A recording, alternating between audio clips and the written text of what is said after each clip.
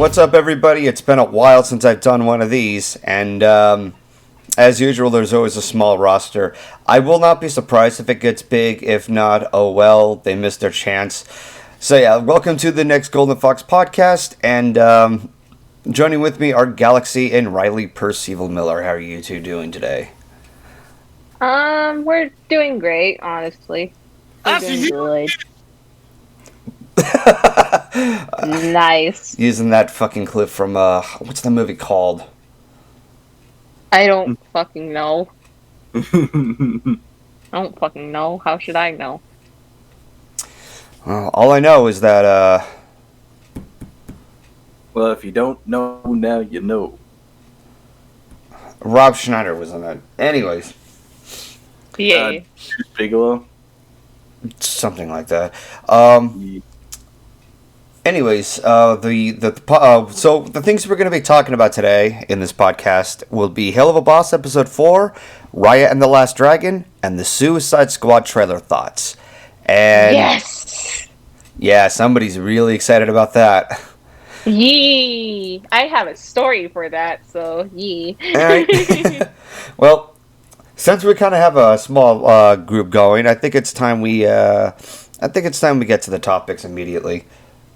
Yee. Yeah. Yee. So the latest, well, supposedly the latest, this is a little overdue now talking about Helluva Boss, but the next episode called C.H.E.R.U.B or C.H.E.R.U.B, take your pick and how you want to announce that episode title. And this was the first time we've seen a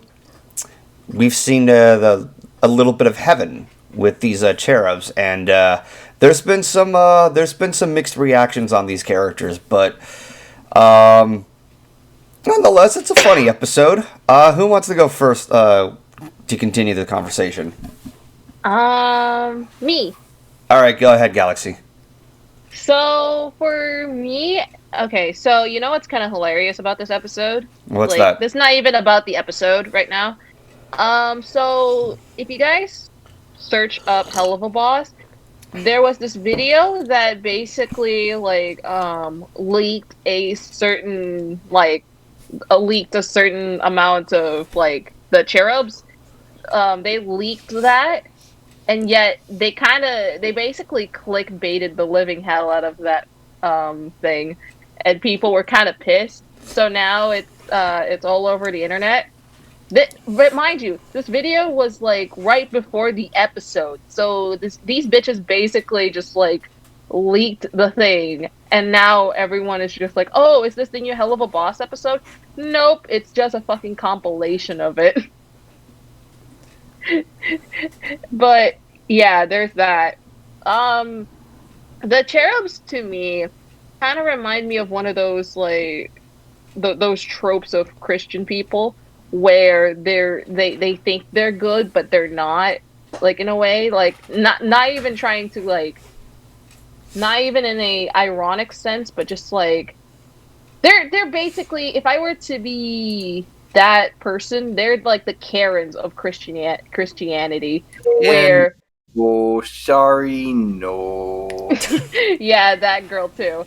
Fucking the three angels were basically just they're basically if Karens were to run heaven in a way, because these bitches are just they are almost every time when someone is just oh, we are trying to help these people out, trying to see the light side of things because they're angels, and then they kind of fucked it up at the end because whoopsie poopsie, I guess we kind of killed someone. That wasn't our intention, but okay. And then they tried to put themselves as the innocent people when really they are the reason why their client is killed. And I like how apparently the fucking client went to hell because he apparently experimented on one of the people that were in that same area that he worked in. I love the, what was it? I like the fucking over exaggerated kind of stereotypical cartoon villain it tries to make fun of its own trope and tries to be very self-aware about it. It gets annoying in any any part of the episode, but it was kind of fun. Um Also, fucking Millie. Millie was the star. I swear to God, Millie is one of my favorite characters of this series. Deadass. Like, Millie was a fucking badass this fucking entire episode. Like, every time she gets more development, it just creates more and more love for me to give to her. Because I remember there's this one time where this fucking sheep bitch who was just like fucking sheep bitch who was just like, hey, you know what? You guys are fucking evil. You guys are the devils. You guys are like a disgrace to the living world. Hello, Solar. Oh, hi. We have a solar. We're talking about Helluva Boss. That is a long, cold one. But it's just like that, because that, where was I? Oh yeah, the fucking sheep was just like, you guys are fucking horrible. You guys are a disgrace to like beings and shit. And it's like, yeah, because they're devils. Of course they are. And then I love the fucking insult Millie came up with. Like, she called her a tit-having bitch, and that just, like, it rolled to, like, a fucking montage with, like, opera music coming on the background. But what's actually funny about that is that there's just this long pause between the yellow sheep and Millie, and then she, like, completely loses it.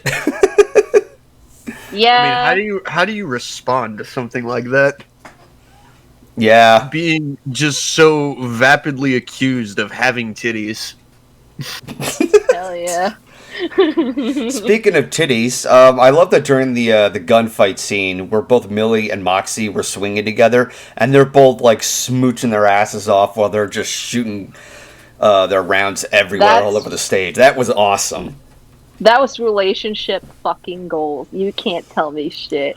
I want to have a partner, like a Bonnie and Clyde, some sort of Bonnie and Clyde bullshit, where we would shoot other people, but we would just start making out with each other and just like never miss a shot. Yeah, every time we do luck. so. It's hard enough to shoot people ordinarily. Yeah. Now you want to deal with your fucking eyes closed and your fucking lips on somebody else and shit. But it's just like, it kind of makes me wonder how, because I remember this being one of their more better episodes in a way, because the first episode was kind of it introduces the characters and everything. I've gotten used to Millie's voice over time, and yeah, the fucking this episode was honestly better than the first episode. Well, me, anyway. Well, technically, a lot of people liked the later episodes of Helluva Boss compared to the first episode, or at least I think like they hit their stride or something. Yeah. No, not even that. Just, I think I don't know. I think my most favorite episodes right now for me is either this or Spring Broken. Lululand is still my favorite. Lululand was kind of cool. My favorite. Same here. I can see why a lot of people like Spring Broken. I mean, there was obviously Drunk Moxie. There was Drunk Moxie. There was this like lovecore aesthetic to it. There's also like like very Hot Topic Luna, like, or Hot Topic Queen Luna. Hell yeah.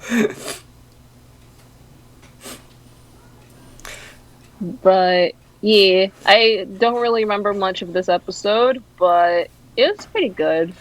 I've been hearing that this episode or the first episode has been ranked in the lower tiers compared to the Spring Broken and Lululand. I'm kind of yeah. Oh my god, I forgot. There's this other scene that I love so much. Is it the Bambi character saying, yeah, no, sorry? No, not that. That's too easy. That one scene where the client is like, "You are given all of this, and like, there's so much to live for," and then it's like it goes to like, "Oh, you can have a girlfriend, or oh, you can get like this fucking like relationship thing. You can get into relationships." Like, I've never been loved in my life before. Well, it's never too late to start, sir. And then you see. One of you guys would fuck this Fuck old. this old man. That was one of my favorite scenes. Also, not because of that, but the fucking outfit. The fucking outfit of Millie, Moxie, and Blitz. I almost forgot his name, but holy shit, their outfits. Oh, I love their outfits so fucking much, along with fucking Moxie's. Is it? Moxie, like, we have Blitz looking like a drag queen. We have fucking, what was it? Moxie looking like a Karen. And then there's Millie, who actually looks like one of those, like, really punky teenagers, and I love it. Is it weird to say that I liked Moxie's outfit? No, everyone loved his outfit. Everyone loved his outfit. It gives me like very Karen vibes, but in a good way. You're getting a little too real there, Moxie. Sprays him with a thing of piss. Ugh. Yeah, that's kind of gross, but kind of a point. Doesn't really heaven sound like heaven. No, I was just reading the chat. So, shit, I forgot what I was gonna say. I've got some kind of brain fart. Ryley, any input you have with the C.H.E.R.U.B episode?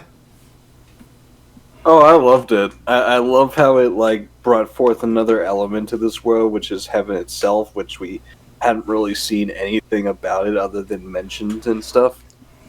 I loved meeting these new characters and seeing how holier than thou they act and stuff. Pun intended. I love the would Moxie or Blitz spend all his money from the client on, as you can't tell from my icon. Yeah, that was so silly that he would do that, but then again, he's Blitz. It's Blitz. There's a scene that I actually still get a chuckle of is when they find the person they have to kill, and apparently they were on a tour bus. There's like the tour guide, and he's like, and to your right, you will see the owner of whatever the fuck it is. I can't keep track of all that. Basically, all the imps like go in, and they're like, and here we have 3 stalkers attempting murder. This happens to famous people all the time, and people are taking pictures. I love his delivery with those lines. Honestly, it's just his delivery as he's saying it is what makes the scene. And this kind of raises a question though, because this is supposed to be in the same universe as Hazbin Hotel, right? Yes and no. I would have to look into the information on that one. Because I believe it's implied at the very least. Yeah. So and that's why I'm wondering about, because of like the whole plot behind Hazbin Hotel is they're trying to reform all these sinners in hell so they can go to heaven. Right. And yet three little holier than thou cherubs who accidentally kill a guy because some demons got in the way are cast out of heaven just like that. And I'm just like, huh. Makes you wonder just if what Charlie's trying to do is fruitless after all and stuff.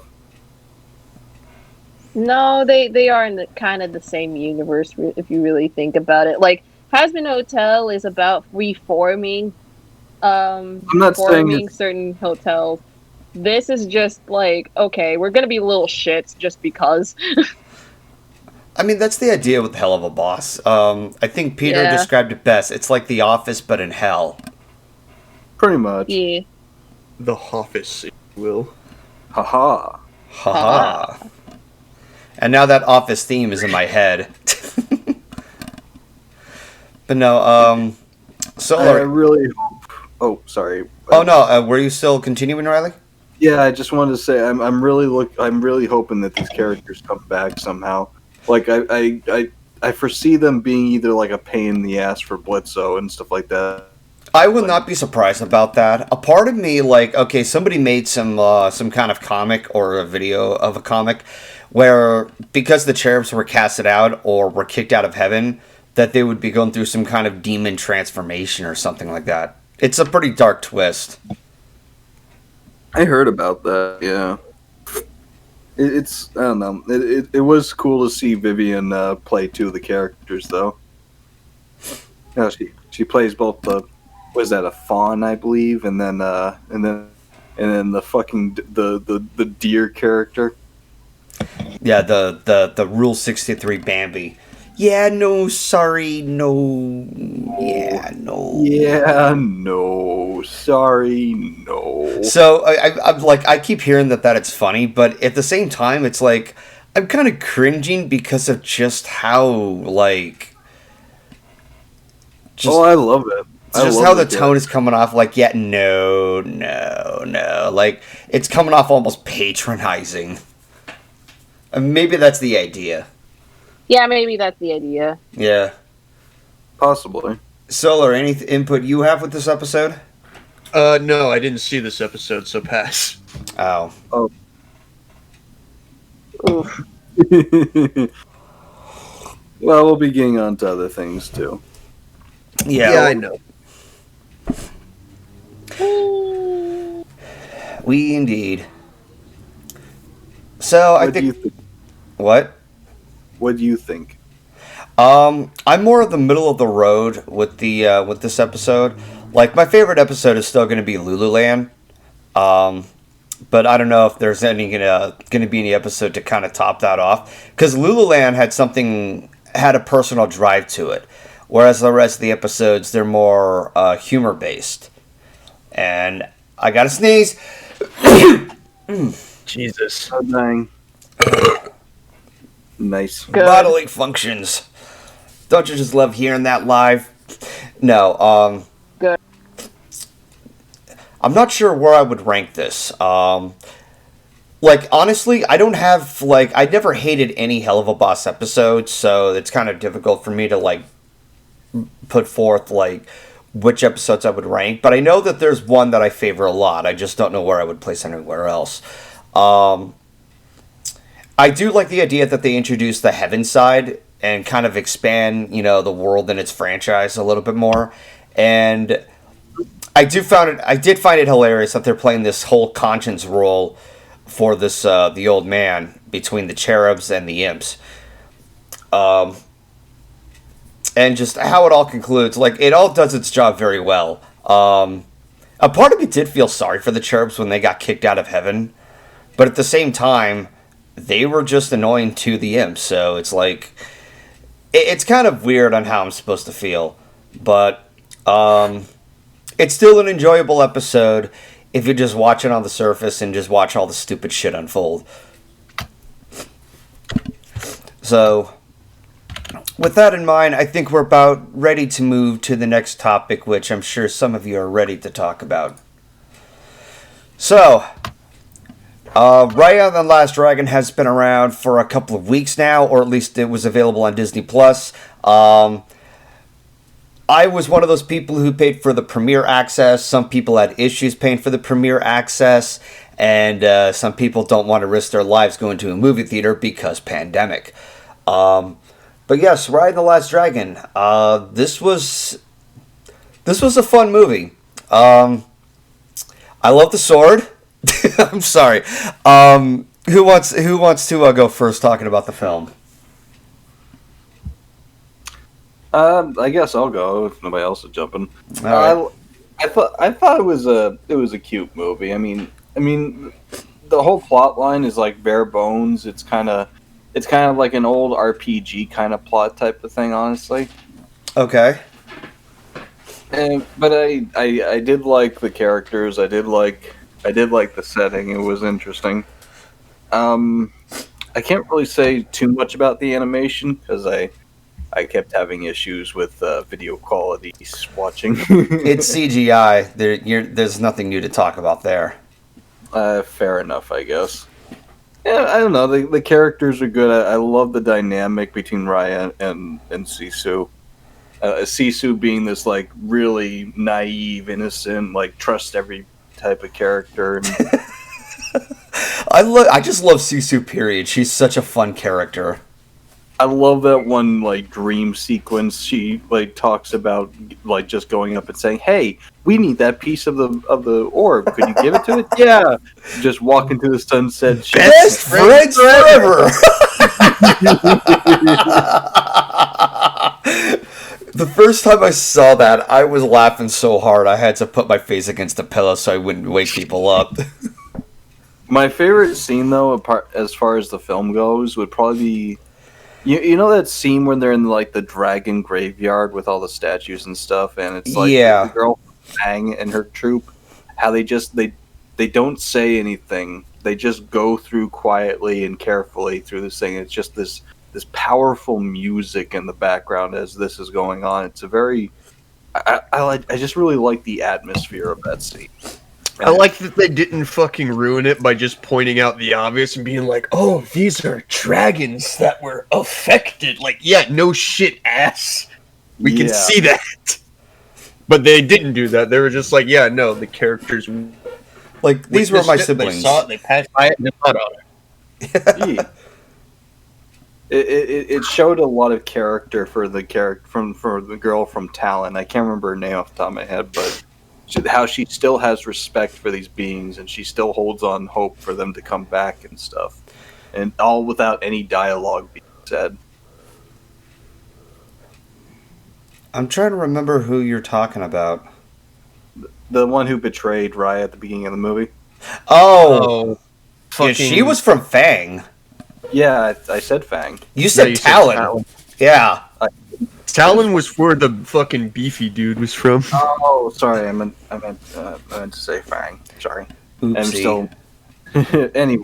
Anyways, yeah, the girl from Fang. How she just goes through with her troop, and it's just very atmospheric. The music is really on point, and it's a nice subtle scene that shows a lot of character. Oh, wait, hold on. We stand corrected. Myth Pony just responded. The beefy dude was from Spine. Oh, yeah, that's right. So who the fuck was from Talon? I'm guessing the baby. Was it the baby? It's kind of hard to remember which one is which, honestly. I mean, like, okay, because Raya, she's from what, like Heart? Yeah, Heart. She's from the Heart, yeah. And then there's the traitor chick, she's from Fang, and then I guess the big beefy warrior guy, he's from Spine. So I guess the baby would be from Talon then. Yeah, and as far as the tale goes, I mean, we stumbled upon the kid first when we got got Sisu. I love Captain Boone. He's the best character. Yeah, no, this kid, yeah. It's like, I just love that he's like, sorry, but we don't do cruise lines and such. And Raya just pulls out like a handful of money. Oh, wow! This order is to go. Just that line was so good. It was so good. Holy shit. Like, it was delivered so fucking well. I still like, but as far as the rest of the characters, I think it's kind of like, it's weird that you had a baby for a character, let alone just like having the ability to just be a thief. I mean, think about it. The baby can crawl into spaces that big people couldn't ordinarily reach, so, you know. I love that they were used as a distraction in, I think it was the Talon, when Raya was trying to infiltrate the tower where allegedly they would find the other piece of that orb until the other part.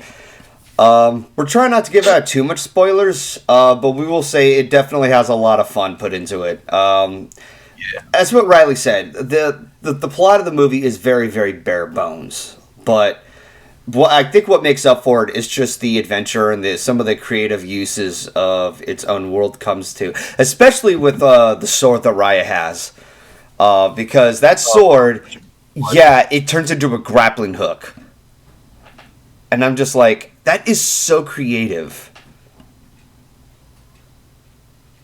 Yeah, no, there's a. I mean, yeah, the plot is pretty much, it's very A to B. There's not really any in between. It's just the character saying, "Hey, we're gonna set out on a quest to do the thing," and then they go and they do the thing, and that's pretty much it. Like, there's not really a twist or anything like that. Like, there's no like big surprise hidden reveal or anything. It's just, "Hey, we're gonna do the thing," and then they do the thing, and that's the movie. It's not.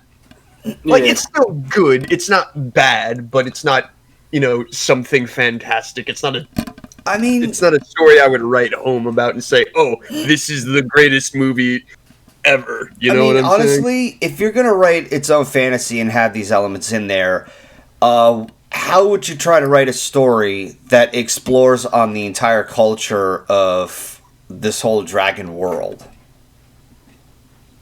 I mean, I think the biggest thing was probably the time constraints, because you're trying to fit 5 different, unique Places. areas that all have their own. They all have like their own architecture and their own economy and their own like way that they function differently from everybody else, and you're trying to compress that all into a single movie. Which, I mean, for what we got, it did it pretty well. It explained pretty decently basically what every little region was about. It had kind of like an Avatar-esque vibe, where Yeah. different parts of the world had, like, obviously it's not like one-to-one, but, you got kind of the idea where different parts of the world go through things differently, or, like, they function differently from other places. So you have, one place that produces, like, all the warriors and shit, and you got one place that's just filled with pickpockets and shit like that, because that's how they survive. And I thought it was pretty good for what we had, just with the time allotted, because again, you're trying to compress all that into a single movie and then fit the main plot in on top of that. Okay, so, sorry if I interrupt. One of the things that I hear a lot about how formulated the story is, but when you think about a lot of Disney films, a lot of them have a formula of some kind. Like, even Zootopia, which received a big following because they have this entire world. Part of that story involved the detective narrative where you have them go from place to place and identify more of its world. I think that's what Raya the Last Dragon tried to do as far as exploring the world goes. It's just more adventure, point A to point B. Honestly, I feel like if they kind of took the angle that Zootopia did, where they did have like that big twist right towards the end that sort of just flipped everything on its head, and like that's the big eureka moment, that probably would have helped. But as it stands, it's not terrible. I mean, I'd say it's like a 6 or 7 out of 10. It gets the point across. So here's an Pretty well. interesting question. Considering that there is a lot of potential that could be explored in Raya, unlike Frozen, do you think this movie would be appropriate to garner a sequel? Honestly, I'm not really sure if it would, because again, kind of like Frozen and other Disney movies that had unnecessary sequels, everything was already kind of just wrapped up at the end. I mean, they solved the problem that they initially set out to. I'm trying to word it specifically so I don't give away spoilers, but they solved the problem that they initially set out to do, and basically everything was fixed by the end of the movie. I mean, everybody comes together and kumbaya, happy stuff going on. Like, there wouldn't really be a point to a sequel unless it was to just be like, oh, hey, here's the new problem that we got to solve. But I mean, I suppose you could also just use that to further expand upon the world, which I guess would also be kind of nice. But again, everything was kind of resolved in the first movie. So I mean, everything is so self-contained that it's kind of difficult to try to justify the idea of having a very predictable formula, especially when you have this world involved, and it's kind of frustrating in a way. Like, yeah, you get to see a lot of this world, but at the same time, I feel like there could have been a little more added to it. You do see a lot of this world. The issue is you kind of just skim over a lot of it because it's like, oh, we go here to do this thing and we meet this character, and then we go to this place and meet this character, and then we go to that place and meet that character. Just real rapid fire.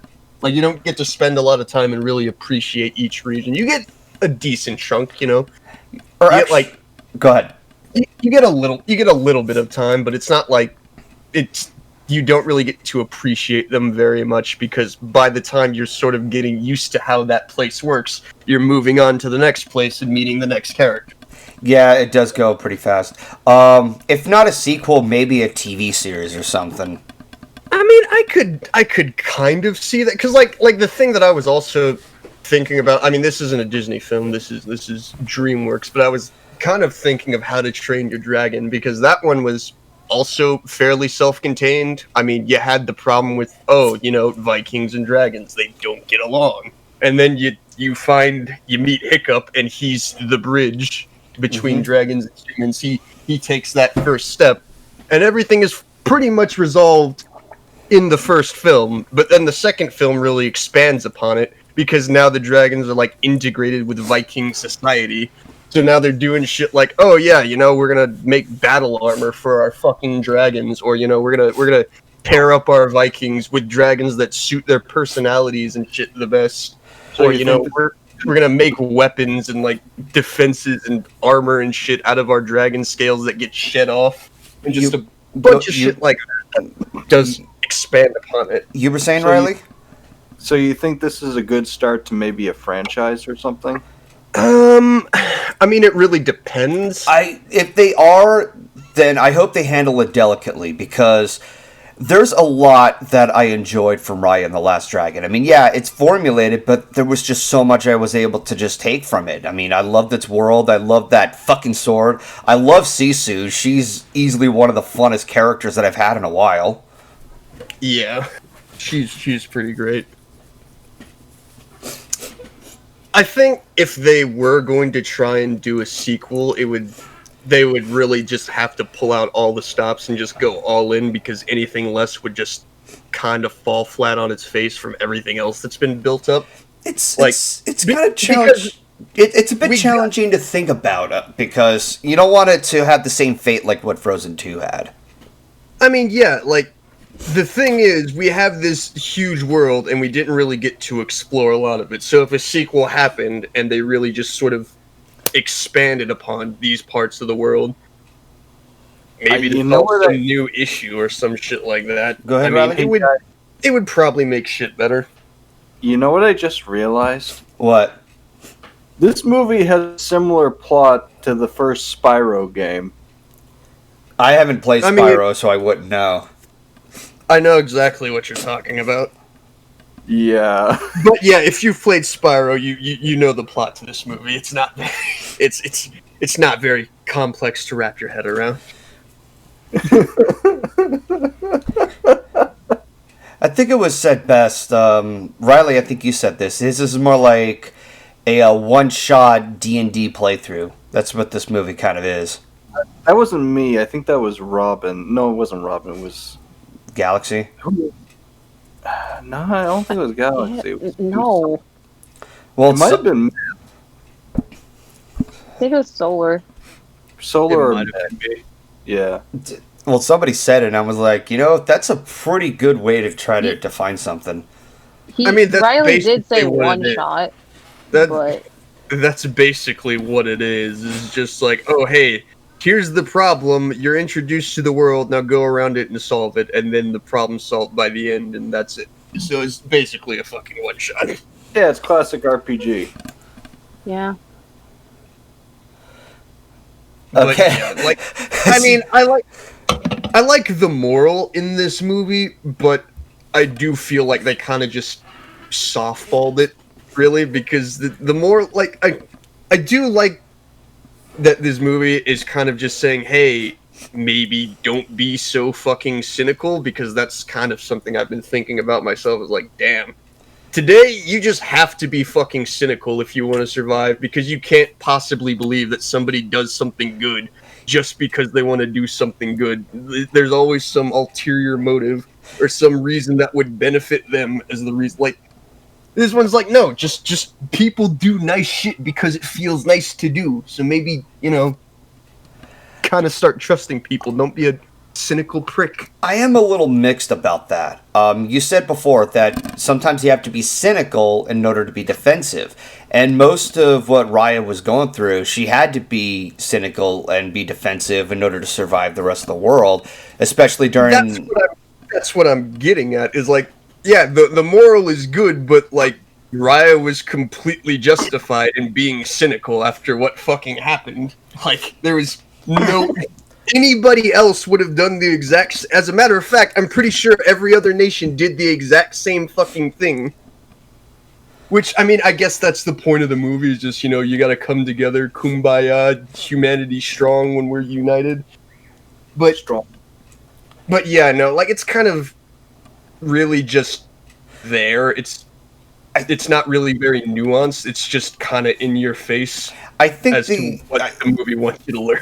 I think the movie was trying to handle it in a sense of just learn, like, I think civility comes up front first, but expect the unexpected, and when it happens, then yeah, you have a right to be cynical and defensive.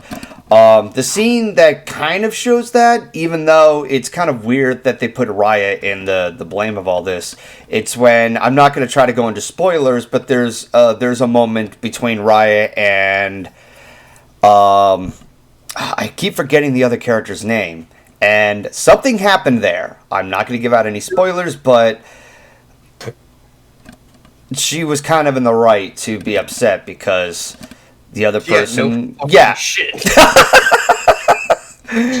Yeah, because, like, that was the thing. The movie's, like, all about, oh, you should trust people and shit like that. And it literally starts out with them being like, okay, we're gonna trust each other. And then that bites them in the fucking ass and butt fucks the whole fucking world.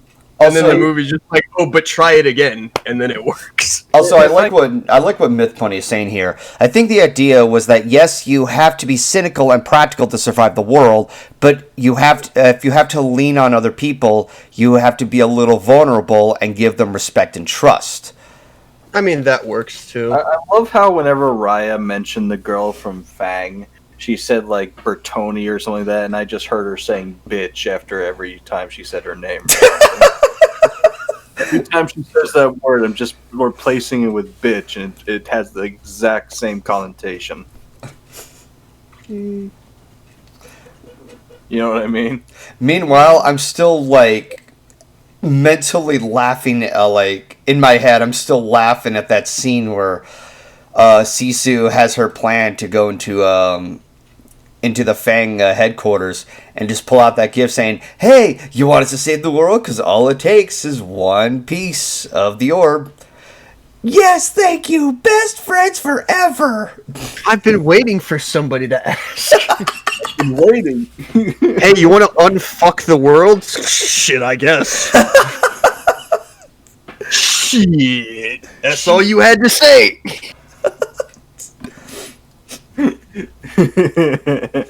Yeah. I mean, I'd say the only thing I was kind of disappointed with when it comes to Raya is that I kind of like the concept art they showed back in 2019 as opposed to the finished product. Mm-hmm. I don't know. I kind of dug the art style more in the original concept art in 2019 that was revealed. But it was still... I don't think I saw the 2019 concept art. I might fucking look it up now. Yeah, it had a more interesting style to it, and I've heard a lot of people like complaining about Sisu's design, how she has like the typical Disney eyes and stuff like that. I don't know. I mean, it's a Disney film. What are you fucking expecting? I know, but they say it doesn't work on a... I don't know. I'm just reiterating what I've heard. Oh, okay, yeah. Now I'm looking at this concept art. It's pretty fucking baller. Yeah, you know what I mean? Like, Jesus Christ. Shit looks really good. I'll have to take a look at that. Anyways, Galaxy, you've been quiet over there. Yeah, Sorry, I kind of zoned out for a second. Do you want me to tell my thoughts about this? Yeah, fire away. So, Raya and the Last Dragon, I've been hearing a lot of mixed conceptual understandings about. I'm gonna drop a little bit of knowledge here and there because I don't want to bore certain people. Okay, so you said no spoilers, right? Yeah. Do trailers count as spoilers? No. No, Okay, because cool. they're in the trailer. Okay, cool. Great. Amazing. Um, what is it? You know when Raya was fighting like this particular person like to get this certain gem thing? Mm-hmm. That was apparently like cuz like if you kind of notice this is kind of based on East Asian culture in a way. Mm-hmm. So in this case it was very like I mean it's not really surprising for like some people that they have a like Disney has a weird history of not being very accurate with their storytelling in terms of like, oh, here's Pocahontas, and then you see like the actual like interpretation of Pocahontas instead of Disney's, and it's like, oh, well, it's not peaches and cream now, isn't it? But I think the fighting style that fucking Raya had was called, I think, Arnis, where it was basically just like the fighting style that she was given or like she was like putting out to the other people that she was encountering with was basically a settle around usage of like sticks, swords, and knives and grappling.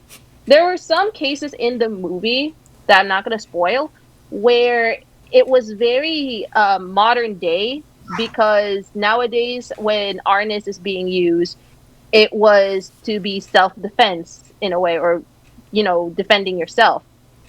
You know that sword that Raya used as like a grappling hook? Yeah. In real life, that's not an actual thing that happens. I don't know. I have to search that up and look it up to see if it's actually accurate. It's called I think it's called Monokris, which is an upgraded version of the Keris dagger from Indonesia, commonly used in Mindanao from the Philippines. And it's curved because it can use apparently according to this one YouTuber who is apparently, Filipino like I am, it's used for dislodging out of your opponent's rotting corpse. Oh.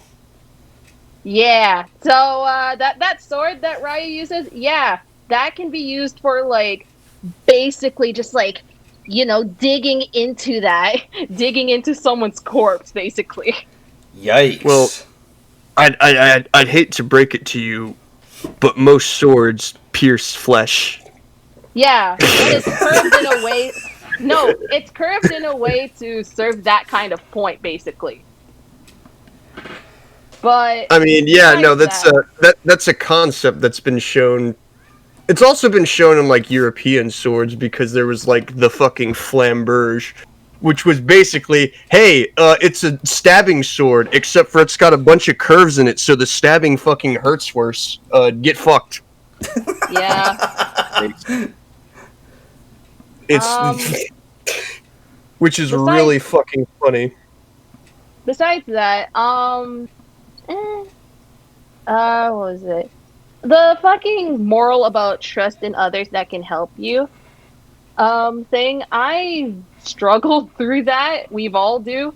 And this moral kind of, while I do appreciate its, as you guys described it, softball kind of interpretation, it's also kind of just like a leaning towards, hey, you have to trust everyone that you meet. Not saying that you shouldn't trust everyone, just trust anyone that can help you, which is kind of okay, but also trust is very much a sensitive topic in a sense, because like you don't know who to trust to like to the people that you talk to. And that's the thing with what was it? Fucking Sisu's character, which I can relate to in a way. I Because the fucking way that she views the world, it's very much just naiveness in a way. She has a sense of charm, and not only that, she honestly wants to see the best on best of others. She wants to see the best in others because that's what she loves to do. Especially since that with the whole best friends thing, it's very apparent that she wants to see things change, like just with a snap of a finger. Okay, I just sorry for the interjection for a bit. I can kind of see that in what Sisu has, and yeah, you're right about that. The other part, and this is kind of applying to a message that Myth Pony sent, saying it was less more of a trust them completely and more of give them a chance, if you ask me. There was that scene where back in Spine, Sisu encountered I keep forgetting the other character's name, but she was in tears and she had like I'm pretty sure that Sisu would have been able to kind of read the emotions that there's a part of her that wants something for the better of the world. That's just that could just be speculation, but I think that's an additional reason why Sisu wants to come to more of an ideal conclusion of civility instead of just cynical attacking. To which, apparently, with Myth, it's saying maybe you could trust her a little bit more because it looks like both Raya and the other character are on the same page that they want to make a better world. They both have something in common, that is, they're nerds over the whole dragon lore in this world. So I think that Sisu is more of just seeing the two dots being connected together between these two characters. And it does add on to why Sisu took Raya to her home and saw like the remaining dragons that were turned to stone. Yeah. But I think the problem with how they portrayed it is that everything for this world, in terms of like how they portray certain parts of like Sisu and how she sees two of the characters, I forgot the short hair's name, and Raya. The thing about that is that, like, in this case, humanity is just like everyone's out for themselves. It's like every person for themselves, basically, in this case. Because if you've seen like how it was handled, basically she wanted to just make the world a better place. But the problem is that the conflict itself is just it's every person for themselves. And and that's the problem with the whole trust thing, is that in any case of making the world a better place, you still have that feeling of just, making things better for yourself and not for others, if you know what I mean. You guys feel like this should have been timed better? That's what I hear all the time. Not really. I mean, like, what would be a better time to release it other than when it's done? I mean, considering it's so... Never mind, I'm not going to go in. I mean, because, like, think about it. Honestly, I think this is probably kind of the best time for a film like this, especially, like, since we're still slugging through, like, what, fucking year 2 of this pandemic? Yeah. Everybody's up and pissed off at each other, and it's just like, hey, fucking, not everybody's out to get you, man. Fucking, alright, relax. Some of these people are on your side, I promise. Yeah, not to mention there's that black and purple smoke that turns people to stone. I mean, that's the biggest threat that everybody really should be worrying about. Yeah. Really. So, but it's not even just like oh, everyone's out to get you thing. It's just like it's how you talk to certain people and whether or not you know their motives, kind of thing. Mm-hmm. It's that kind of concept. But honestly, besides that whole thing, the scenery is so beautiful, along with the ambience of like the ambient music that plays in the background. It kind of helps the atmosphere in a way. mm-hmm. It doesn't just like play like like somber music for the sake of it. It just like, okay, here's the music, here's the lore, just there you go. That's how ambient it feels for me. It's just there for me. Um, but the plot was kind of okay. It was. I can kind of. It's by the numbers. Classic. Yeah, I kind of see why people were kind of just like, it's not a great film. It's not the greatest thing of all time. That's how onwards. But it was kind of just like, it was that one movie where not everyone feels like, oh, it's the best thing since sliced bread. But it's a pretty okay movie. How dare you say that about sliced? You cut out there for a bit. I think we can imply he meant sliced bread. How dare? But I mean, that's basically my thoughts on the movie too. Like, it's not anything to write. Like, this isn't going in like a fucking Disney's greatest hits collection or anything. But I mean, it's above average. You know, it's decent. It's borderline Disney quality. I mean, personally, like, yeah, I can kind of agree, but at the same time, I don't mind watching it again and again. No, I wouldn't mind watching no it a second time, mainly because I also had the same problems as Ryley, where I saw maybe 5 minutes of total animation in the entire thing. Still, it really pissed me off too, because like fucking half the time when it froze, it would happen to be right before a fucking fight scene. It's like, oh, this is really cool animation that I'm not seeing. Yeah. I can imagine it's really cool though, but yeah, no, I still got most of the fucking story through the audio and the fucking 17 screenshots and 2 minutes of animation I got to see. God damn it. I wouldn't mind seeing it again just so I can get better fucking clarity, but I mean, I don't think that's going to really change my opinion of it that much because I feel like the gist of the story would still hit the same. Alright, fair enough.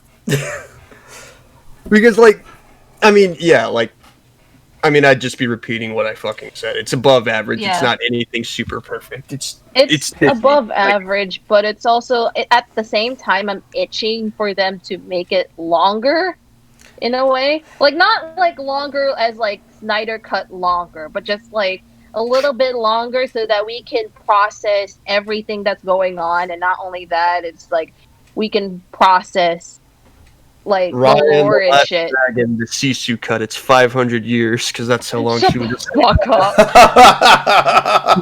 Shut the fuck up. Criminy. Hey, Petition for the C.H.E.R.U.B cut of the movie to be released. That'll no, fucking no. We don't need that long. We don't need a longer movie. I do want a longer movie because it can like. Well, then we do need a longer movie. I need a longer movie so that I can process everything that's going on at a certain duration, not like 4 hours, 5 hours long, like it's some sort of Lord of the Rings bullshit. Like, I'm not asking for like. Lord of the Rings deserves to be 5 hours long, and if you think otherwise, you're fucking wrong. But this is not Lord of the Rings, though. It's Raya the Last Dragon. I do not want them to go like 4 to 5 hours worth of lore so that I would like literally sleep to death if that were the case. Like, I watched sleep to death. It's 5 hours. How you sleep to death in 5 hours, bro? that's for like a movie. That's for a less than a movie? full night. For a movie like Raya? No. How I'm is not that gonna lie. death? Here's the thing. I skipped through like what was it? I watched Batman versus Superman because I was bored. I skipped through it because of how long the story was, and not only that, the fucking like pacing was just so fucking slow. It felt like I was watching like something from a teacher. Well, also, you watch Batman v Superman, and everybody says it's shit. it is shit. It's not like It it is. is not like a like. Here's the thing for me. It was mother- surprisingly not that bad. It's not as bad as Aquaman. good Christ, don't even get me started. But Martha! Martha, why'd you say that name? All we need to fucking say. That's all we need to say, and it proves the fucking point. yeah,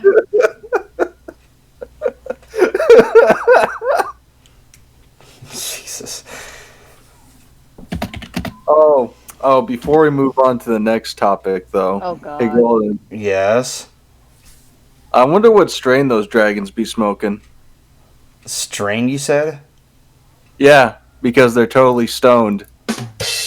Haha. Get out of this fucking podcast, you son of a bitch. Ha. That was terrible. You. That was terrible. Proud of you. Strain was called Purple Droon. Jesus Christ. By the way, I love what Solar is typing in the fucking chat. Sisu is Sisu allowed allowed one F-bomb. One F-bomb. A single F-bomb. Where's she gonna put the fucking... You know what? I know exactly where she's gonna put the F-bomb, but I can't say it because that would be spoilers. Okay, that's fair enough. I'll type it in the podcast chat. Okay then. In the meantime, best friends forever. Yeah! Let's get to the next topic. Ew. I do not want to hear Ryley say that again. Ew. Yeah, no. Next. Suicide Squad. So, funny story. I originally was going to make this another video-to-video segment, because a lot of people seem to enjoy that one. But one morning, I got a message from Galaxy saying, "Hey, look, here's the latest trailer for that is the Suicide Squad, the one that hopefully doesn't suck, the one that doesn't have Jared Leto, who sent a bunch of used condoms to people. Can we talk about that?" Sure, okay. So I took a look at it, and I got a good chuckle out of it. Well, it is So, directed by James Gunn. Okay, so I am gonna. It is James Gunn, and he's actually competent. So All right, so there's going to be two confessions here. One, I did not see the first Suicide Squad, nor do I plan to. Yeah, nor do I plan to. It looks like dog shit. I mean, if Jared Leto, if you're going to have somebody who's going to send used condoms to try to represent that Joker sort of role to it, you're pushing it. It should be common sense. You don't send something as disgusting as that to people.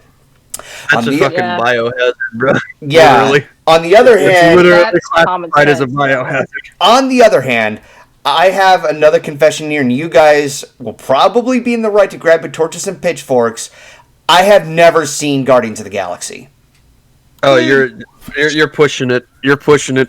You're pushing it real hard. So, with that in mind, I watched this trailer with an empty mind, and I already had an impression. The part that got me laughing the most is that fucking shark. Nom nom. Oh yeah, And it's he King Shark. And the Oh, other, yeah, do you know who he's voiced by, right? No. Who is he voiced by? Sylvester Stallone. Well, that's interesting. Who would have thought that Sylvester Stallone could actually voice somebody who's more comedically driven and not just being Rocky all the time? I'm Rocky Balboa. Either that or First Blood. Either or, I like the shark character. He's Yeah, a fun people character. like King Shark. Hand! Yes, that is a hand. King Shark. Honestly, I just can't wait for the fucking Suicide Squad video game because I want to play as King Shark in that. Sounds looks fucking fun. Why? Because he gets a fucking minigun, and that's hilarious. Ah. You're playing as a bipedal shark with a minigun. That's That just beats people up and bites them. It's great. that's yes. So, Yeah. go ahead, Riley. I was gonna say, so who wants to go first? Oh, yeah, no, go ahead, Riley. I've been wanting to see this since like it was announced back in like 2018 when they announced that James Gunn would be directing. I'm like, oh, I'm cautiously optimistic. The thing that's making me kind of double take is that the first trailer for the Suicide Squad back in 2016 made it look good too, and that ended up being like a piece of shit. So, Well, who directed it? Yeah, correct me if I'm wrong. Wasn't James Gunn like removed from directing the first one because of like the problematic quote unquote tweets that everybody? Oh stopped God, giving yeah, him? no, Disney removed him because of those old ass tweets, which was fucking stupid in the first place. I think I heard recently. It was really fucking stupid, and then eventually people were like, "Yeah, okay, he made some dumb fucking tweets a while back, but you know what he's really good at? Directing. You know what he doesn't make? Problematic tweets anymore. You know who shouldn't give a shit? Fucking everybody. You know who should fucking direct the film? Probably the one that's really good at fucking directing it. It's just a fucking thought. Maybe don't fucking kick him off for saying some stupid shit like." No, he was actually when he was like 14, bro. He was cast to direct this film like shortly after that whole debacle, if I remember correctly. Yeah. This again was back in 2018. Yeah, so he like has been directing this one pretty much from the get go, right? Because like he was let back on, and they were like, "Yeah, you should probably handle this one. This one's right up your alley, pal." Yeah, basically. It shows because the first one was. Honestly, Will Smith fucking carried that whole film. He carried that whole fucking film as Deadshot. That was, he was pretty much the only fucking likable character. And I guess Harley was alright too. But yeah, Will Smith fucking carried the first Suicide Squad movie. And that's not saying much because the film still did fucking terrible. I don't mind saying Will Smith coming back as Deadshot though, because that shit. But I mean, they have now they have Idris fucking Elba. Mr. Canceling the Apocalypse, motherfucker. I mean, yeah, it's Idris Elba. Yep. The guy has charisma. He has a good amount of charisma. I also, okay, so from my own like experience of just looking at it from a neutral perspective, I kind of did enjoy how Harley Quinn is being written so far, because you have that scene where they were going to infiltrate something to rescue her, but she's already like outside, and we're like, we even had a perfect plan. Well, I could just go back in and do it if you want. That's me.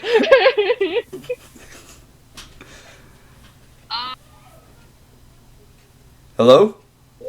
Hello? Oh, there we go. Yeah. Yeah, it sounded like somebody was dipping out. Yeah. Wait, should I give my thoughts on this? Yeah, go ahead. Alright. That's why you're fucking here, I would hope. Okay, so there's a story for this. I don't know if Golden remembers, but I was in a call with him and Bliss and Ryley at one point. We were chilling and all of that. You know, just goofing off. And then it went from 0 to 100 when I found out the fucking casting for this movie. Fucking John Cena, Margaret Robbie, and Pete Davidson in the same fucking breath. I think this is kind of ringing a bell. God, Yeah. I just had a shower thought just now, even though I'm not in the fucking shower. Yeah. This is completely random and has absolutely nothing to do with the topic at hand. All right. But I thought it was really funny. Alright, so y'all remember Deadpool 2 and how Yeah. they had like the invisible guy? Yeah. It would be really fucking funny if they cast John Cena for that role. That would have been hilarious. I would. Oh That my would be- God, That would be so- like it would be That would perfect. make the Just- movie iconic. Holy, It's honestly. just John Cena doing the fucking thing that everybody does with John Cena. Just literally, it would have been so perfect. Oh my I god! love how he's always cast kind of as this big teddy bear character. And now he's playing like a super patriotic Captain America motherfucker. Love it.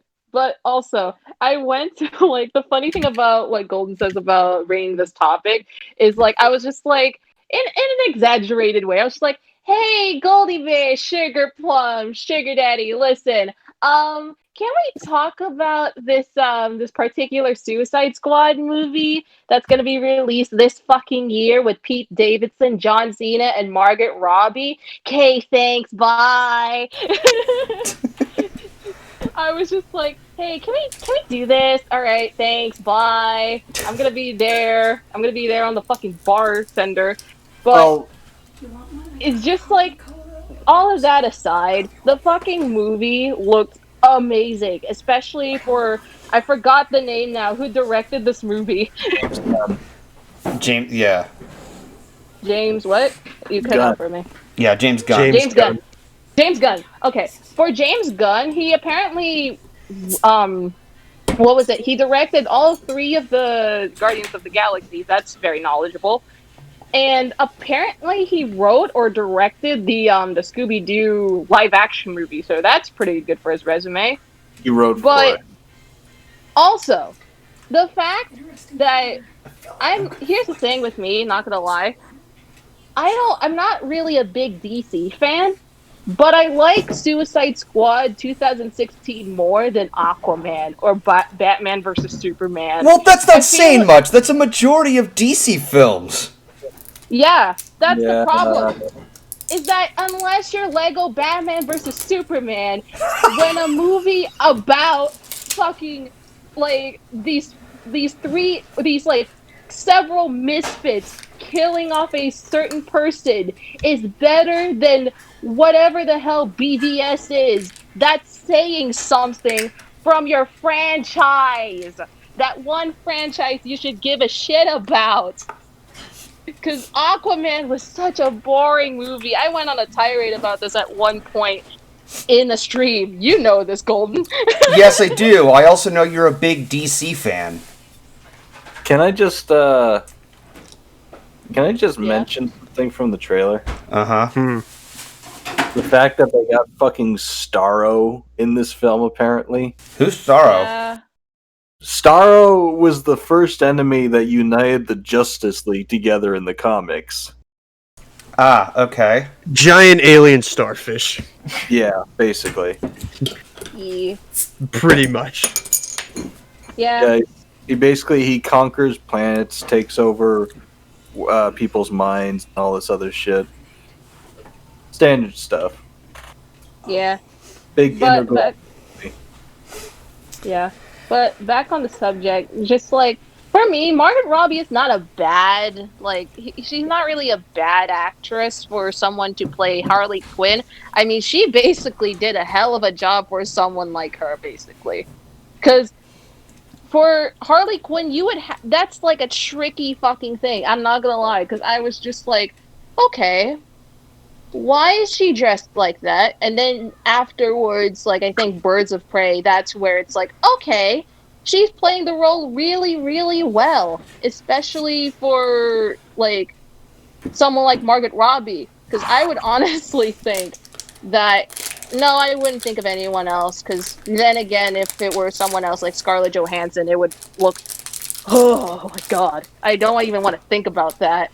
But it's just like, for this movie especially, Harley Quinn is better than ever.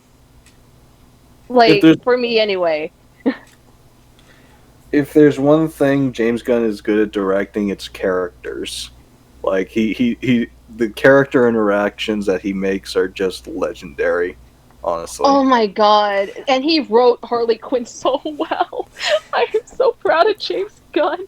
He actually wrote Harley Quinn and the others so well that it makes me happy. This is coming Wow, to it's almost like James Gunn is really good at writing characters with certain emotional nuances. Yeah, I'm having some very hopeful thinking here that this rendition of Suicide Squad may come to a good redeeming direction for DC when it comes to making movies. And I'm not going to say that's official because, they made Shazam, but they made some other DC movies that didn't hold up too well. I still wish, honestly, that what's her name? Amanda Waller was played by C.H.E.R.U.B like she was in the animated series. Mm-hmm. Remember Amanda Waller in the Justice League cartoon? Yeah.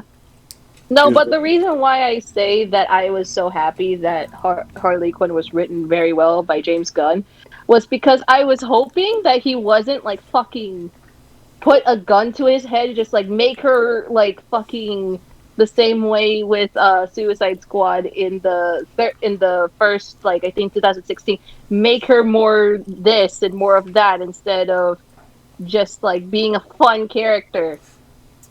And I really hope that would be the case. But no, like James Gunn was given the fucking creativity or like the creative freedom to actually wrote her better. And I was so happy about that because I was just like, oh, please be good, please be good. And then I looked at it, I was like, It seems, yes, yeah, it seems as if giving somebody the trust for the freedom is actually mandatory when making a good fucking movie.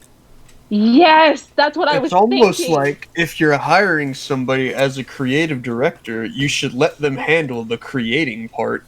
Yeah, Whoa, that's a concept. yeah, Capcom, take notes. Yeah. Or Nintendo, for that matter. Well, we'll see what happens when Nintendo, like, because I keep hearing a lot of, like, it's still up in the air that there's still like a plans of a CG animated Mario movie that the Nintendo team is involved in. Yeah, it's made by Illumination, I believe. Yeah, they're pretty much the only other Go ahead. I don't know how to feel about this because recently video game movies have started to actually Be go good. back up in quality. Yeah, no, like they're not fucking just dog shit cash grabs anymore. It seems like they're actually trying to go deeper into it and make them good. Yeah. So I don't want to say optimistic. I'm cautious about the idea of a Mario movie because it might be really good or it might be really bad. Mm-hmm. It really just depends on where they plan on going. I mean, Or like what direction they plan on taking for it. I mean, could it be any worse than the Mario Brothers movie from the back in the 80s? I don't think that's That's physically setting the bar possible. too low. I don't think it's fucking possible to go lower than that movie. If I'm being completely honest, at least from a fucking Mario standpoint, like how do you go lower than that? Yeah. because the thing about the Mario Brothers movie is that they tried to, when making this live action version, which first of all it would never work to begin with.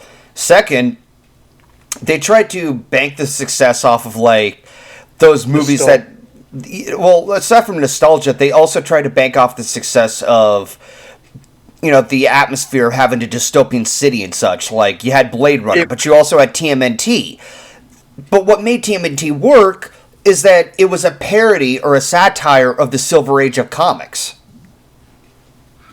And it actually worked in a campy way, and it was successful on its own. Mario Brothers is not TMNT. So, I mean, it has turtles, so yeah. actually, yeah, no, it has the Koopa Bros. Yeah, it is. Fuck off. Teenage Mutant Koopa I'm Bros. kidding. But back to Suicide Squad. Anything else to cover? I mean, not really. I feel like that kind of just is all we really have to go off of with the trailer. I'm cautiously optimistic about it. It looks like it might be a fun movie. And that's all we can. I'm hopeful with it. I'm also more optimistic than I was with the last one because the last one was just kind of like, hey, we're rounding up these misfits to go and do a thing, and then they go, and then they do the thing, and that's it. And this one actually looks like it's just going to be a lot more, hey, we're going to actually delve into these characters and really fucking just get inside their minds and see what they're all about. Yeah. Oh, Yeah. Hopefully no Jared Leto Joker too. Oh God. We don't need any more. We don't need any more used condoms being sent everywhere. That's still disgusting. Yeah, really. I used to love listening to 30 Seconds to Mars, but after that, I just feel dirty listening to The Kill. I mean, this is still a good song. I mean, I stand by the collective decision of everybody else. I think Jared Leto is probably the worst Joker in terms of cinema. No Yeah. shit. I think that's more. Because I think that's more of an everybody- objective thing. Because every other fucking Joker we've seen in film has been pretty fucking good. And then Yeah. there's I Jared mean- Leto. Yeah, and then there's Jared Leto. You know, there's the fucking. There's fucking Joaquin Phoenix's, which obviously everybody fucking likes. Yeah.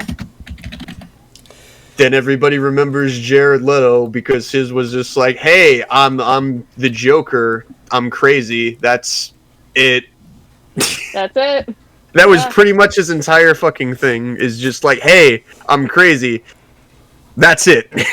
And then there's like the Then- Heath Ledger Joker, which I mean, That's an untoppable Everybody liked performance. Yeah. everybody likes the fucking Heath Ledger Joker because of how over the fucking top. Like his shtick was also he was crazy, but like it's the Joker. Yeah, he's crazy. That's not his only personality trait.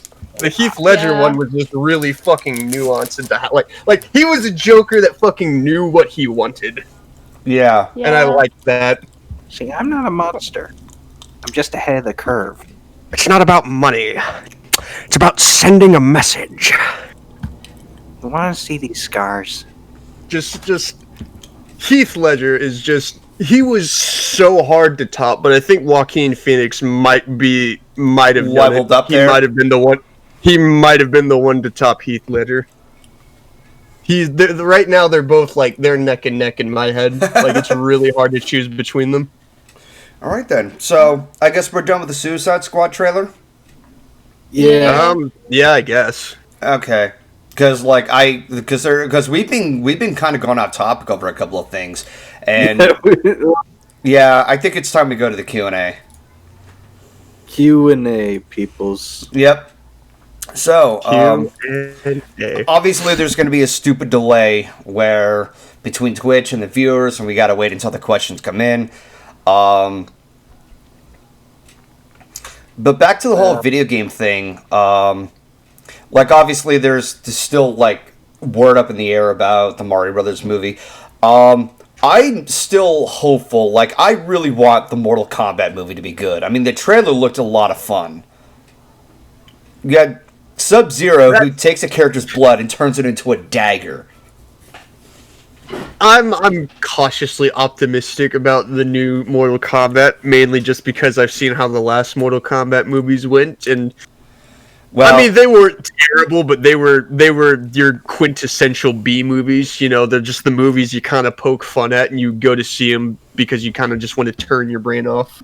yeah, the first Mortal Kombat movie has a lot of that enjoyable quality. Annihilation could just go die in a hole.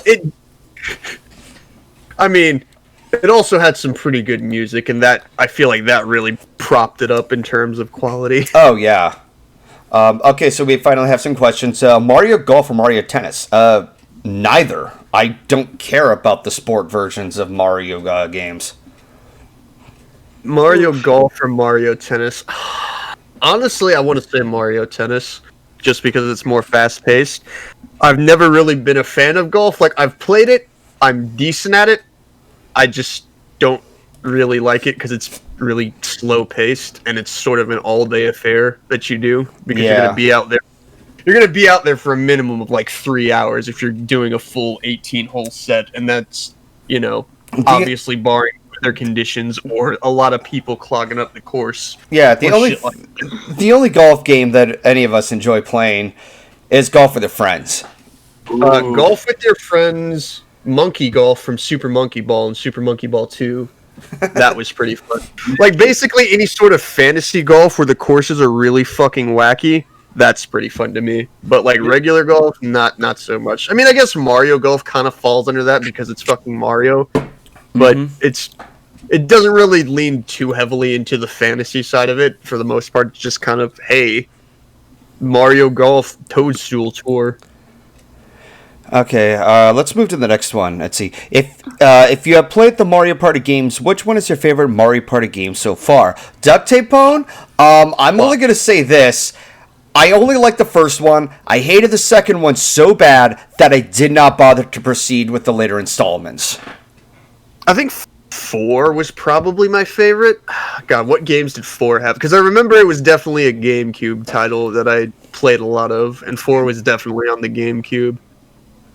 I think it was 4 that was my favorite one, though. But, like, the newer ones are also pretty good. Fucking, 8 is the latest one, I think? Super Mario Party is the latest one, but it's kind of lackluster, honestly. It only has, 4 stages? I know 8 was also pretty good because, they had a whole bunch of shit that you could fucking do. They had, the main shit, and then they had, the side missions and shit like that. Or, the side of it you could do. Did they get rid of the car mechanic in 8? I couldn't remember because I remember for a lot of the games. I don't remember. I haven't played fucking an actual Mario Party game in a hot minute. I think the last time I played Mario Party was at the wedding, like years ago. Yeah, Okay. I remember. So another question. Let's see, how many of you remember the Disney cartoon show Buzz Lightyear of Star Command? I've only seen bits and pieces of it. Star Command. I remember Nosferatu. Buzz Lightyear of Star Command was it was a decent series. Like, it wasn't terrible, but it was kind of like, I mean, it was Buzz fucking Lightyear in cartoon format. It was what all the kids fucking wanted after Toy Story. Apparently Pixar. Also, they had fucking. I mean, I'm not really surprised because I remember it didn't really do that well. I don't think it ever really got like a continuation or like a sequel series or anything like that. There was also a very interesting bit where they I can't remember if it was for like the TV release or the movie release, but they actually got Patrick Warburton to voice his Buzz instead of Tim Allen. The movie version was Tim Allen. The TV version was Patrick Warburton. Okay, yeah, that's what it was. I think Patrick Warburton did a pretty solid job as Buzz Lightyear. He kind of put his own spin on it that I liked. I thought he was decent. Like, he's no Tim Allen, but he's an acceptable replacement in my eyes. If you can't afford Tim Allen. But it's Disney, and they have Disney bucks, so yeah, they can afford Tim Allen. It's still weird how they brought back Home Improvement, apparently. They brought back Home Improvement? What the fuck? Yeah, apparently some game show or something like that. Now they have both Tim Allen and the guy who played Al from Home Improvement hosting it or something.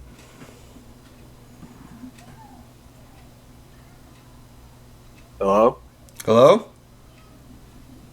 Hello? Can you hear me? I can hear you, just everybody just died. Yeah.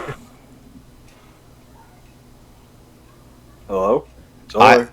Solar? We're having technical issues again. Great. Well, There's Galaxy. Meanwhile, I'm keep getting the red blocks again. oof. Why does that keep happening? Heck, fine.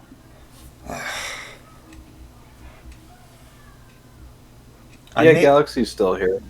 Yeah, I changed the settings on the... It was started to run better when I was doing the gaming streams. Why now? Oh, apparently Solar had to walk away. That's why it got quiet. Oh. Alright, well, let's see if we can find another question here. Let's see. Did you hear that there was going to be an R-rated cut of Spinel? No, shut the fuck up. That's a joke. What game would Raya you... with a capital R for R-rated. What game do Also, you... apparently I've been introduced to the concept of Cheetos mac and cheese, and I gotta say, it's not that good. I figured. Why? Why would you do that to yourself? It sounds like a good okay. idea, but in conception, I doubt it would taste that great. It's really not that good. It's just like you're getting the texture of mac and cheese, but you're getting the flavor of Cheetos, and it's just kind of like Why would you? they don't mix. That shit's got to be fucking crunchy for it to matter, bruh. Why would you do that to yourself? Okay, Spinel Lover, if it's a tweet, you can only take it with a pinch of salt, dude. I mean, if it was from like an official fucking Disney account, then I guess. But also,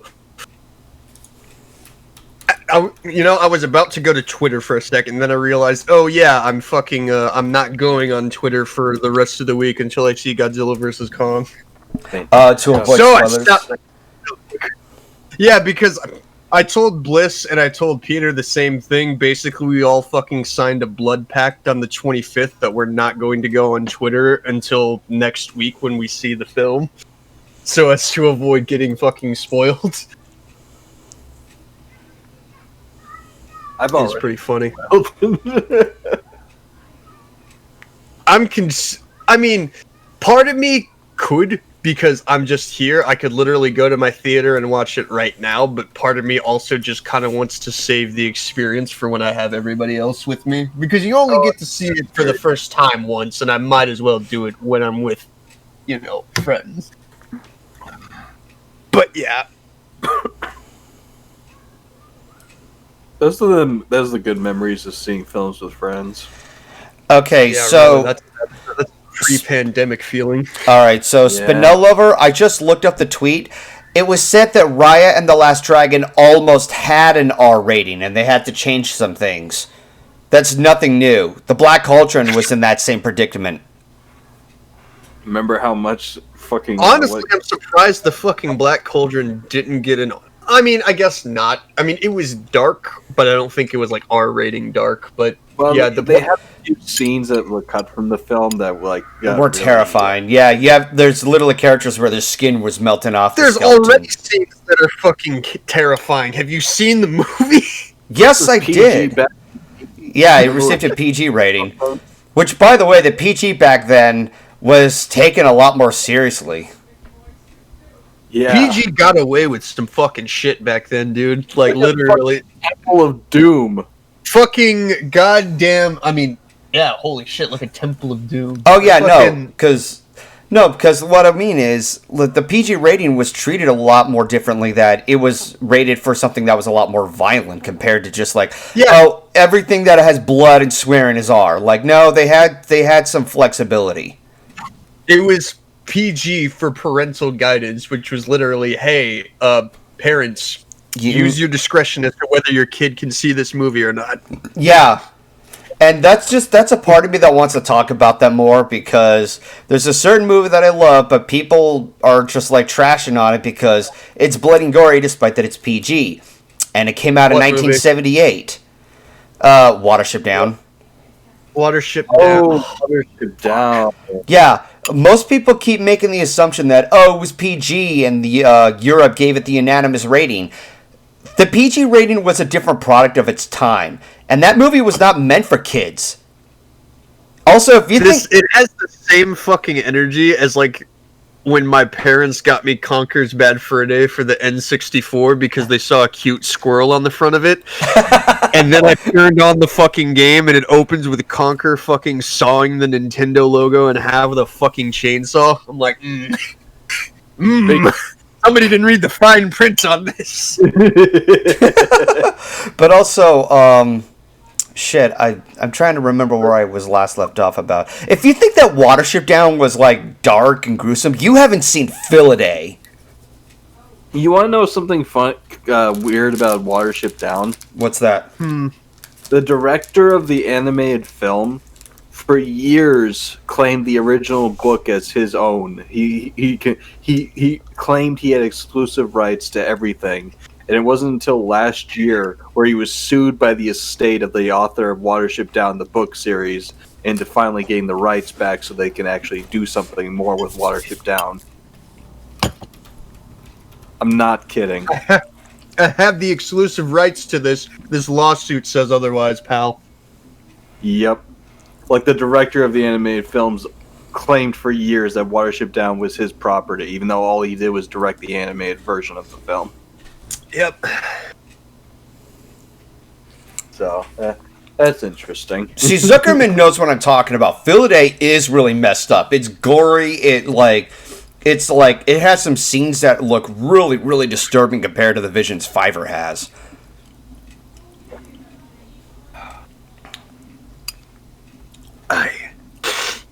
Anyways, yeah. We went way off topic there. Let's see what other questions there are. Send your questions there, peoples. See, that's just Screen Rant. Where would they get the information from?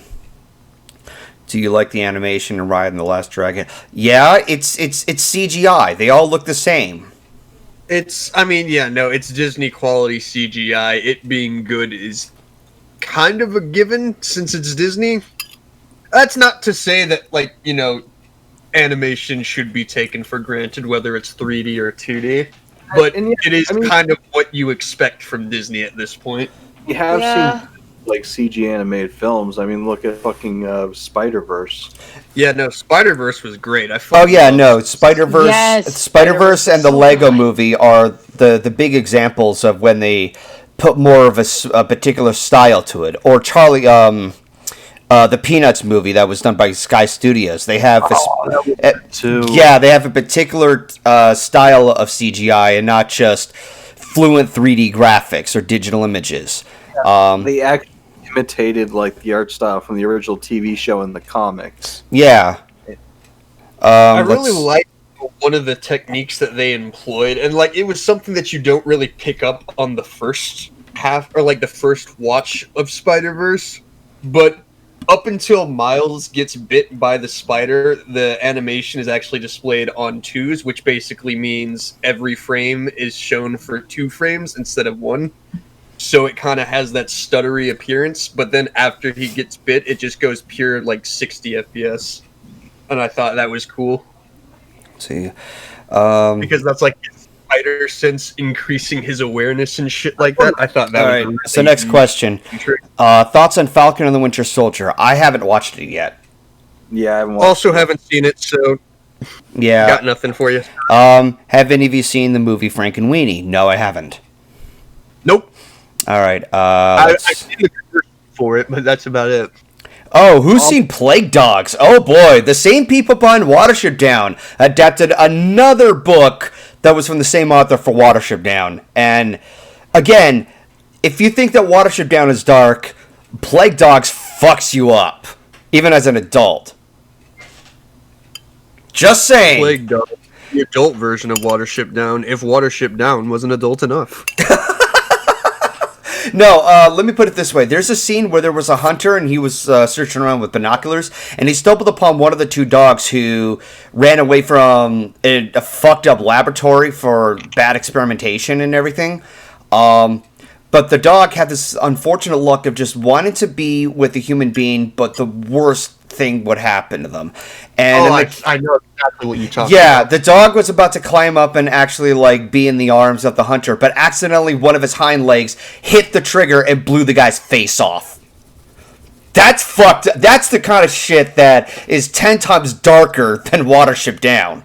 Yeah, Watership Down got rabbits getting torn apart by dogs. You have a fight scene between Bigwig and General Woundward. You have the mind trips and whatever the fuck was going on in the head of Fiverr. Like, that's nothing compared to just a blast to the face like that. Did you guys hear how there's supposed to be a musical version of Animal Farm coming out? Oh my god. How is that gonna work? We'll find out. And a musical version of Animal Farm. That will be an interesting experience. Has anybody seen the movie Underdog? No, and it looked stupid. Yeah, no. Yeah, no, sorry, no. Okay. If you know the director Tim Burton, name a Tim Burton movie you remember. Beetlejuice, The Nightmare Before Christmas, a bit of Sweeney Todd, Big Fish.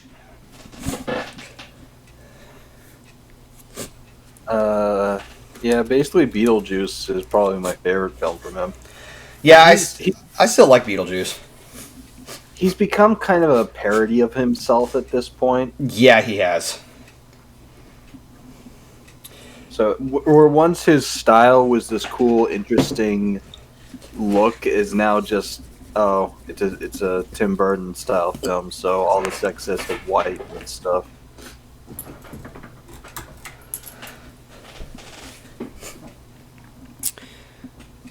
Alright, let's see what other questions there are.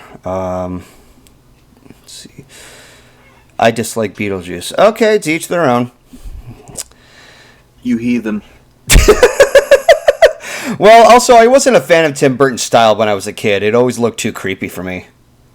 I mean, look what he did with fucking Batman when he had creative control. Batman, what was it? Batman Returns? Oh, Batman Returns just like, what the hell? That was Burton giving way too much creative control. All right, so Desert Samurai, got a favorite TV show that you watched around the 80s and 90s and you still remembered as a kid? I have a fucking laundry list, dude. I can't even narrow it down, man. That's too much. Something that Favorite TV shows around the 80s and fucking 90s. Oh, God.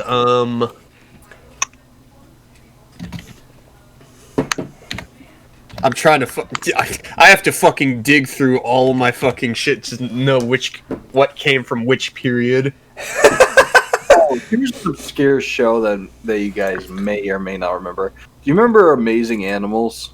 No. It was called... Here's a question. Who remembers Sonic Underground? Sonic Underground. Fuck Sonic Underground. No, I remember somebody. No, fucking Sonic Sat AM. That show was the shit. Also, yeah, no, fucking Sonic Sat-Am was pretty good. Sonic, he can really move. Sonic, he's got an attitude. Unfortunately, the only Sonic show I saw as a kid, besides Sonic X, was The Adventures of Sonic the Hedgehog. That one was just stupid fun. Sonic X was pretty good. I mean, it was kind of average for TV shows at the time, but it wasn't fucking terrible. I mean, it got the point across of a lot of the characters. I mean, it had some interesting... I would have watched a majority of Sonic X if it weren't for Chris. But, well, again... I think that a lot of the episodes are available just on YouTube that you can just fucking look up. Wait, isn't the series on Netflix? Yeah, it's on Netflix. It is? I think... I didn't even fucking know that shit. I'll have to drink my ass off over the fucking Chris moments, because I can't stand him. No, the problem is, though, is apparently they have all the seasons except for the last one with the Metarex, and that was the best season. Why would they do that? That's stupid. If you're going to have a TV series, have the whole series, not chunks of it. That's so dumb. Yeah. Yeah, no, that's one of the fucking things that I don't like about Netflix is, like, sometimes it'll be like, yeah, we have this series that you remember, but only, like, 2 seasons of it, and the other 6 are just gone. Yeah, kiss my ass. Okay, so... Oh boy, here we go again. No, we're not going to go on a tirade about Chris. I think everybody already gets the picture. He's just an obnoxious self-insert. Yeah. Describe... Fucking Sora wannabe looking ass motherfucker. Next question. Describe some of your favorite games in 10 words or less. Super Metroid is the fucking shit. Heart, darkness, light. Heart, darkness, light. Talk about low-budget flights, no food or movies, I'm out of here. That was random. What was it? Well, it's a quote from my favorite game, so... Oh, okay. Okay, so that's not just me, right? Oh, fuck. There was a disconnection. Really robot on me. Okay, good. That's not just me. God damn it. Golden, you're really roboting on us right now. Yes, I know. Like, really bad. Yeah. And your stream crashed. Can you hear me now? Yeah, now we can. Okay. Yep. Okay, folks, we apologize for the internet connection right there. I don't know what Spectrum's problem is. Okay, so that whole thing again, if you please. You were talking about Sonic Adventure? Yeah, Sonic Adventure 2. Yeah. Is your internet acting up too? Yeah, I just had a disconnection. I was just trying to share a funny haha meme with my friends, and they were like, "Why is your stream dying? Chrissy, we can't hear you well." Yeah, Spectrum. Now they'll never know how to become a car in Minecraft. Why not? So we now have an improv conversation during our podcast because internet wants to be shit. I'm sorry, I'm just letting you know that the thing was acting up for me too. So yeah. I left my Discord call. Hopefully that helps you with your podcast. Nah, it's good. It's all good. What other questions do we have? Because, Is this like the end of the stream? yeah, this is always Okay. like the end of Here's the... oh look, someone has the question, how am I doing? I was doing pretty okay before the internet died. I was showing my friends this great video of how to become a car in Minecraft that involves yelling Among Us many times. Reminder, folks. Yeah, reminder, folks. We pay $80 a month for this shit. A reminder that Chrissy watches literal garbage. No, we were talking about other shows earlier. Like, there were questions about like Sonic X being accessible on Netflix and everything. What, like, were you asked about your opinion of Sonic X? Or? Kind of. The question nothing was wrong with 80s and Sonic 90s X. cartoons that we enjoyed. Yeah. Okay, well, I'm gonna leave you with this. Okay. My sweet, super duper hot take. Okay. People who shit on 4Kids localizations are not funny. 4Kids did the best that they could with the tools provided, and people need to stop hating on them and actually look up the restrictions and everything that they had. So, They had dab, to watch fucking Aficionado's tiptoe- Chris Sonic X video. It talks a lot about 4Kids. Goodbye. Yeah, they had to tiptoe around a lot of shit because if you watch the actual fucking Japanese dub of Sonic X, and yes, Sonic X was a fucking anime first, and therefore it had a fucking Japanese dub. Yeah, like a lot of the shit that they do in the episodes that kind of gets glossed over in the 4Kids version is, whoa, it gets dark. It gets really fucking dark. Holy shit! In the Don't they kill, Japanese, the Charmy or something at the end of Sonic X? Charming? They kill someone Cosmo. that tails Cosmo. Oh, I know what It you're was talking Cosmo about. the Cedrian, and yeah, no, in the fucking actual anime, yeah, Cosmo was like essentially Tails' love interest, and he Yeah. had to fucking kill her. Like, I that's rem- why he was breaking down like he was. And then in the 4Kids, it's just like, I'm kind of sad about it. Oh well. Well, they Yeah. can't do much about that. I mean, yeah, like, again, the original fucking dub had some really dark shit that fucking 4Kids had to really tiptoe around in order to work it into something that the kids could access. Just, ooh. Well, okay, Oh, so it goes where you wouldn't expect. Holy shit. okay, so as we're talking about 4Kids, I have to ask, why did they rename the rice roll a donut? American localization, because I guess people wouldn't really understand what a rice ball was. I don't know. It's something fucking stupid. this is before weebs were commonplace. Okay then. Let's see. I said that as a weeb. Okay, so let's see if we can get one more question in before before wrapping everything up. So just obviously, as I say all this, there's always going to be a long ass delay, so it's going to take a bit. Because fuck you, Twitch. Because fuck you, stream. There always has to be some stupid ass delay. It's more fun when things are more instant, you know. Just a world just without Chris. Yes, thank you. Chris was a goddamn self-insert. I gotta hold back. I gotta hold back. I can't rant about it because you guys get the picture. I mean, everybody already kind of fucking knows that Chris just kind of exists. He doesn't really contribute anything, and a lot of the times when he does contribute, it's just him being annoying enough to distract the fucking bad guys. Yeah, but honestly, if there was a show kind of in the same style of Sonic X, and they just, you know, focused on actually just Sonic and his friends. All right, so we got a question. And Everybody's Ooh. seen the DC Static Shock series. I remember that series. I remember Static Shock. Static Shock was a fucking good-ass show. Yeah, it was. It was a pretty creative superhero show that most people don't talk about, surprisingly. Superhero Static Shock. Whoop, whoop.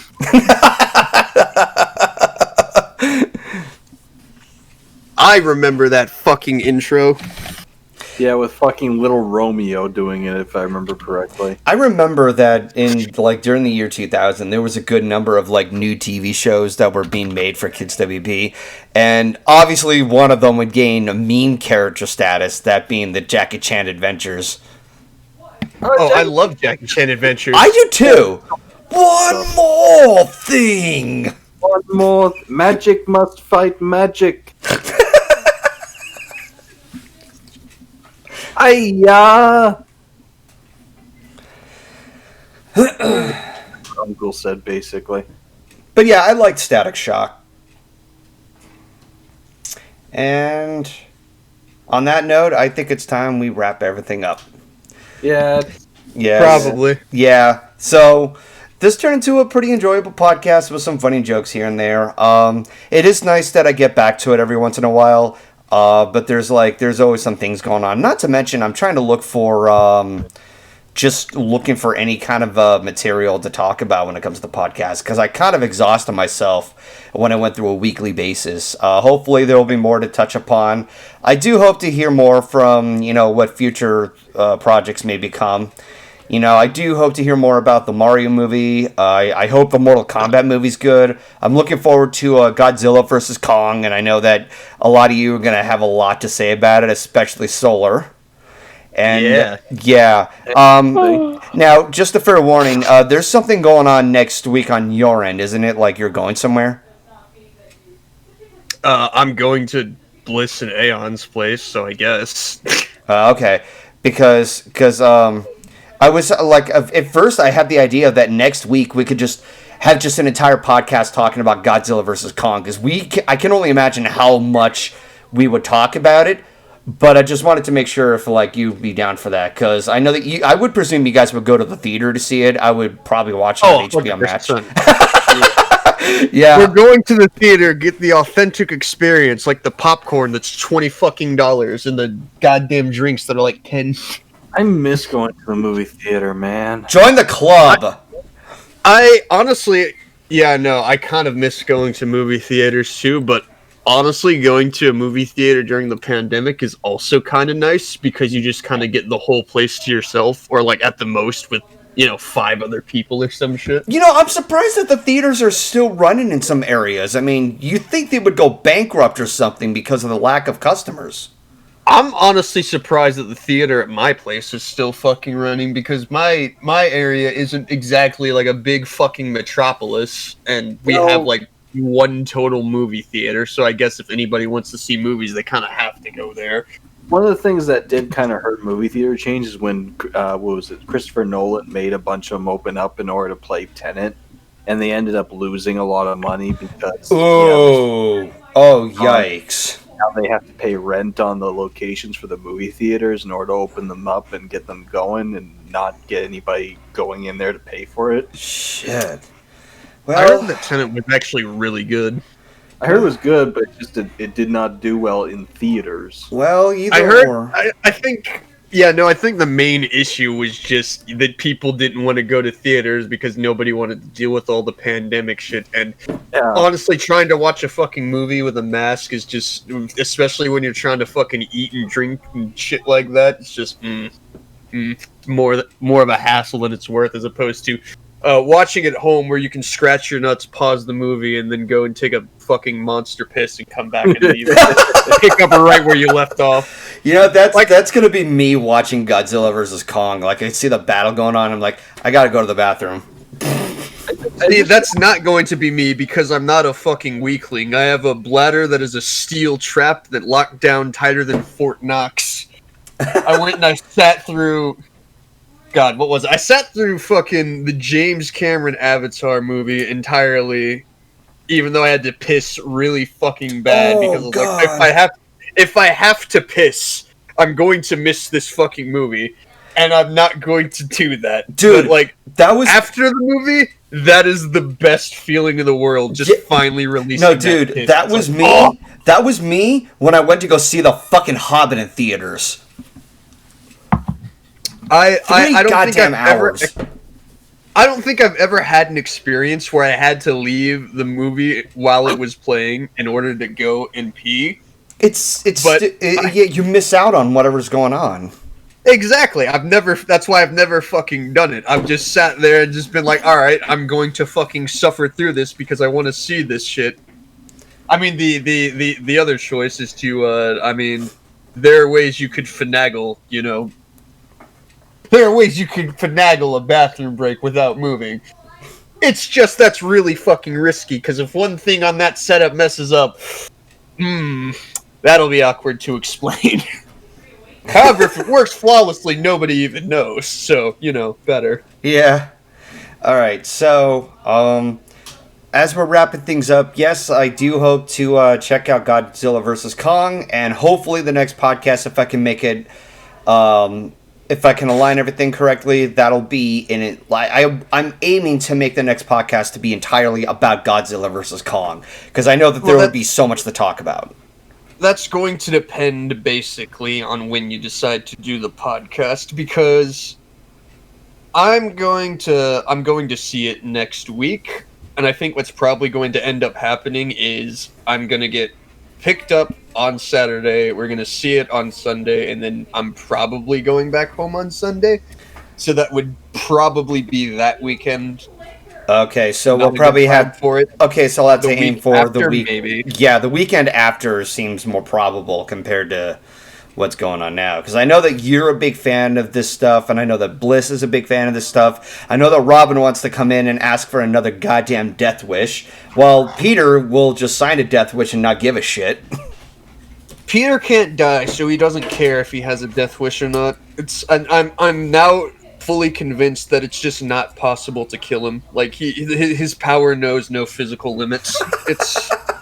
Meanwhile, Robin will just sign his. Get it? Robin will sign her own death wish, saying, "So you're on Team Monkey, right? I'm going to fucking kill you." I'm just saying, you didn't see her for a while afterwards. I'm just saying, I'm just saying, could have killed her and replaced her with a clone. You would never know. Alrighty then. So, hopefully speculation will be up in the air. We'll see what happens. Until then, I'll catch you guys next time. Any other final says with everybody else? Galaxy, Ryley. Team Lizard.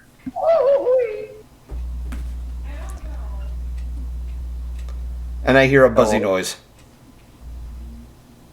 Oh. Galaxy? How about now?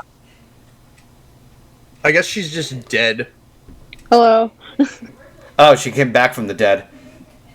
Yeah, we're having her final says. Hey, Golden. Yes. Why do shoes come in pairs? Shut the fuck up! That shit is old! I know, but I want to bring it back just because Wolfhead's not here, just to commemorate him. God damn it! The answer is because you got 2 feet. Haha. As opposed to what else? Either or, Team Lizard all the way. Have a good night.